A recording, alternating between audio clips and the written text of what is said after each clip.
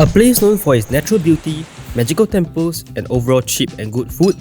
If you miss Bali and want to visit areas other than Seminyak or Canggu, this is the perfect 4-day 3-night getaway to Ubud, the cultural capital of the island. And just like that, we took a nap, woke up in Bali, and got transferred to our accommodation where we will be staying during our 4 days here. Our first stop of the day is Milk and Madu Café. You can tell this place is famous as it is usually packed with people, and we could see why once we got our food. We tried out their pizza and burger, which was amazing, and got ourselves some coffee to kickstart our adventure. Next, we hit up Harum. Known as one of the best agro-tourism destinations, this place is perfect if you want to capture some stunning photos while on your trip. Your tickets also gives you a ride at the iconic swing, so soak in all the views, take a walk by the rice fields, or relax by the pools. And if you want something different to end off the day, do drop by Campuhan Ridge and take a walk on the beautiful paved walkway surrounded by trees and hills. One of the perfect spots to catch the sunset if you are lucky. For day 2, we booked ourselves a tour that brought us to attractions that were famous around us.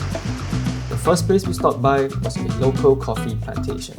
Bali is known for its Luwak Coffee, and we got to see the entire process from growing the coffee pots to finally roasting it into beans. There was of course a tasting session at the end where we got to try a whole range of different brews.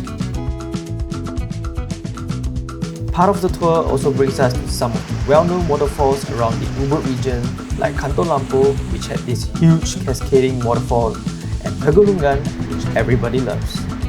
If there is one advice I can give you, that is to visit as early as possible because these places start to get super crowded around noon. If you are into hikes, you must catch the sunrise at the top of Mount Batur. This is an active volcano which erupted back in 2000 and it roughly takes 2 hours to reach the peak. But once you're at the top, sit back and enjoy the magnificent view of the sunrise. We find ourselves back at Central Ubud again. There are tons of cafes to check out over here, but this time we are checking out Titik Temu Cafe, another great spot for cheap and good quality food. If you are visiting, their creamy egg with toast is definitely a must try. Next, we decided to check out the 2 temples right around the corner. The first one is Ubud Palace, which has some of the most intricate carvings and designs I have ever seen. The other one is Saraswati Temple, which is also known as the Ubud Water Temple. This was built in 1951 by a popular Balinese architect, and the place is so symmetrical that it makes you stop and admire it a little bit more. For our last day, we headed to a cooking class by executive chef Dinor, who happens to be Singaporean. The class started off with him showing us his pet doves, really interesting, which led to a full-on tour of the farm which he has set up himself from scratch. Not only did he use these ingredients to cook for us, he also taught us everything we needed to know about Balinese cuisine.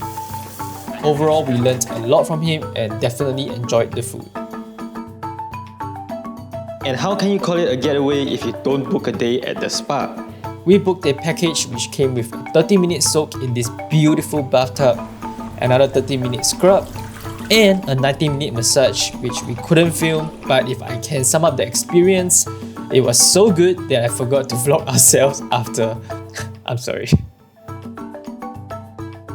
And that is all for our short getaway to Bali. If you are a fan of relaxing amongst nature, feel free to follow what we did in this video. Bali, we can't wait to explore more of you. Until then, we will see you in the next adventure.